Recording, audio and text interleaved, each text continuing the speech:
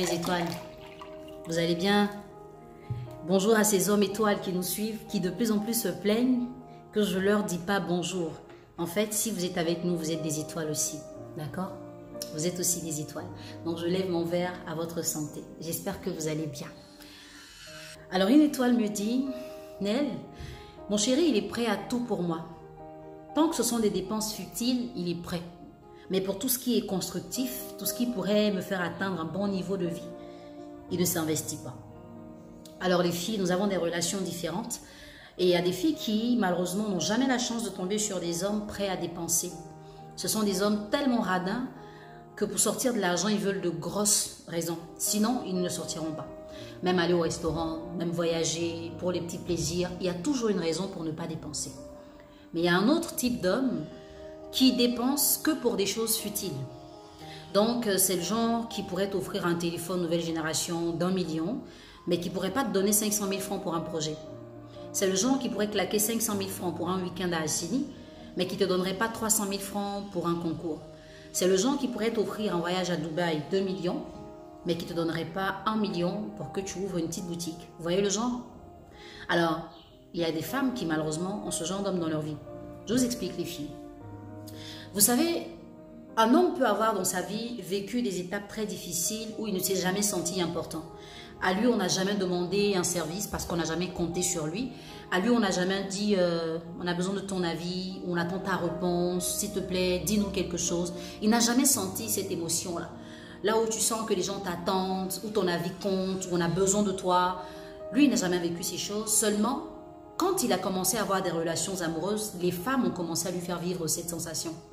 Là où elles attendent pour avoir peut-être l'argent de poche, là où elles attendent pour sortir, pour voyager, pour faire des choses, à ce moment-là, il commence à se sentir important et il sent un peu ce que ça fait que d'avoir son mot à dire.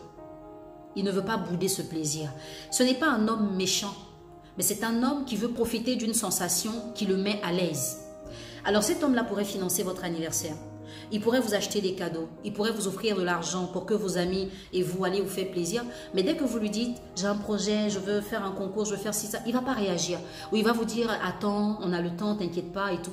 C'est une façon pour lui de vous maintenir à ses côtés. Parce qu'en général, c'est le genre d'homme qui ne se fait pas vraiment confiance. C'est un homme qui se dit, est-ce que si elle est autonome, elle va continuer à m'aimer? Parce que dans son esprit, vous l'aimez à cause de ce qu'il peut vous donner.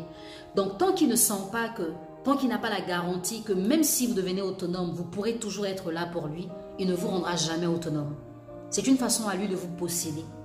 Tel qu'un homme veut vous garder et il veut vous construire ou vous aider à vous construire, celui-là ne vous aidera pas parce qu'il a peur que, une fois que vous ayez atteint un bon niveau, vous puissiez vous intéresser à d'autres personnes ou que vous puissiez plaire à d'autres hommes.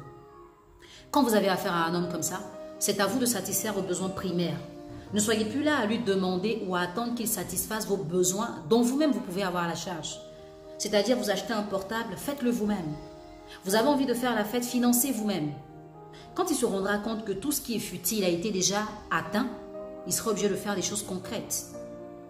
Et même s'il ne le fait pas, ce sera le moment pour lui de discuter avec vous et là vous pourrez lui faire comprendre, écoute chérie, j'ai besoin d'être autonome, j'ai besoin d'avoir ma vie.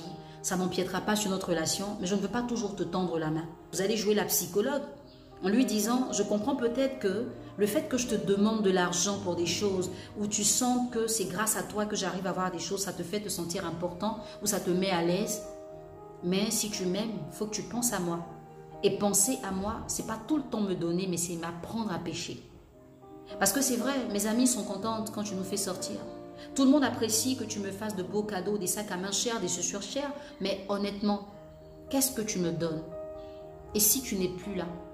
Il ne faut pas lui dire « et si on n'est plus ensemble ?» Parce que ça va le ramener à « elle veut que je l'aide, qu'elle soit bien pour qu'elle me quitte. » Mais si vous lui dites « si tu n'es plus là, puisque tu veux qu'on soit mari et femme, on aura des enfants, il n'y a pas que toi qui devras donner. » C'est vrai, peut-être tu te sens important quand tu donnes, mais moi aussi je veux construire ma vie parce que ma famille a besoin de moi.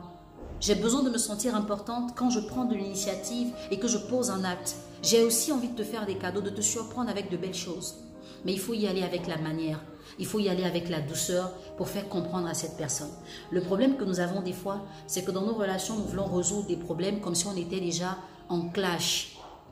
On ne veut pas discuter, on ne veut pas se mettre à la place de l'autre, mais on veut lui imposer nos idées. et la personne a l'impression qu'on veut la manipuler et ça ne passe pas.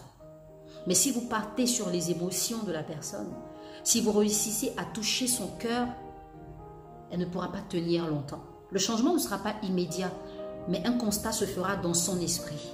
Et vous aurez déjà gagné la première bataille. Dans la suite, c'est de la constance. Parce que vous ne pouvez pas refuser qu'un homme vous offre des choses futiles si vous n'avez pas ces choses futiles-là. Donc ce sera à vous de travailler pour vous donner un certain niveau de vie. Quand il entre ou quand il est dans la continuité, il se rend compte qu'il doit faire beaucoup plus. Et le beaucoup plus va dans la réalisation de vos projets. J'espère que cette vidéo vous a fait du bien. Si vous êtes concerné par cette vidéo, vous avez l'astuce pour garder votre femme. Une femme qui est bien dans une relation cherche rarement à aller ailleurs. Donc contentez-vous de la mettre bien et observez vous-même les changements. Merci à vous d'avoir regardé ma vidéo. Si elle vous a plu, n'oubliez pas de liker, de partager, de poser un commentaire pour créer une discussion, pourquoi pas. Et surtout, abonnez-vous pour ne rien rater. Karma by Jamila, parce que toutes les femmes sont des étoiles.